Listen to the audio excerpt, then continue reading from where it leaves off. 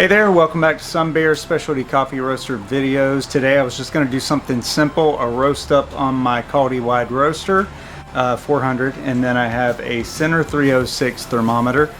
I'm going to just run through a roast tonight and let you see kind of how I do things. Okay, so let's get started. We're going to turn our Center 306 on, and I have a very low temperature right now at 90.4 Fahrenheit. I'm going to go over here and I'm going to turn on my Artisan scope, because I want you to see what's going on behind the scenes. We're going to start it, even though it's going to be a while before we get to actually roast anything, and then we'll see where we go from there. Okay, if you're over here at my roaster, I'm going to turn it on, and then I'm going to turn my temperature up. I'm turn this up to about halfway. Alright, on Artisan you can see that I have a temperature going here, 91.3, so we're rising.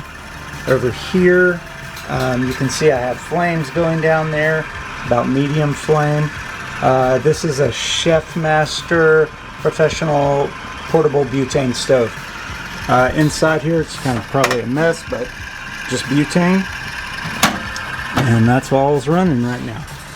Okay, in the beginning, I just want to heat my roaster up. So I'm trying to get to about 400 temperature. That's where I normally like to drop at. And then we'll go from there. Okay, on my scale I'm going to weigh out right about on 400 grams of coffee. We're steady rising on here right now.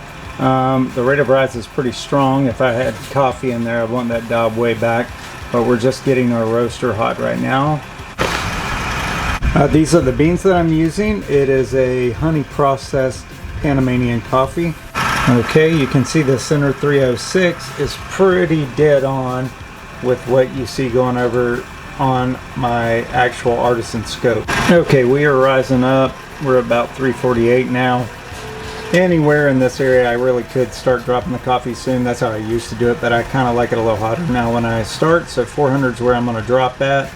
Should be in just a few moments. You'll get to see up here. It'll be about the same on there as it is down here. So there you can see our beans are in, they're spinning. I've already hit charge on my temp. Is that right at 401? So the next thing that we're going to be looking for is the dry period. Okay, I want to show you something. If you see on there it's negative 3.8 right now. When it reaches about 0, that's when turning point is going to happen. If you look over here, you'll see that my beans have rose to a certain temperature. And once it marks it, it's going to go ahead and say TP on here. That indicates turning point. And it's going to start to look more like an arrow, because then from there your temperature just starts to rise. Okay, I just reduced my gas back down to right around half. It was a little hotter than that, maybe even a little more. I'm going to bring it down. And then we kind of hit our drying point, and you'll notice the beans are no longer really yellow. They're starting to begin their caramelization and change color. We're in the 350 range. I'm expecting to start hearing probably going to hear some beans pop in here in a minute. You'll see in here that the beans are caramelizing very well, looking a lot better in there. And I just heard my first little outlier. I'm going to wait for it before I mark it. Another little outlier. There we go. That's really a crack there. So we're going to go ahead. They're cracking now. And I just heard my first little outlier. I'm going to wait for it before I mark it. Another little outlier. There we go. That's really a crack there. So we're going to go ahead. They're cracking now. We're going to mark the first crack. And we're off.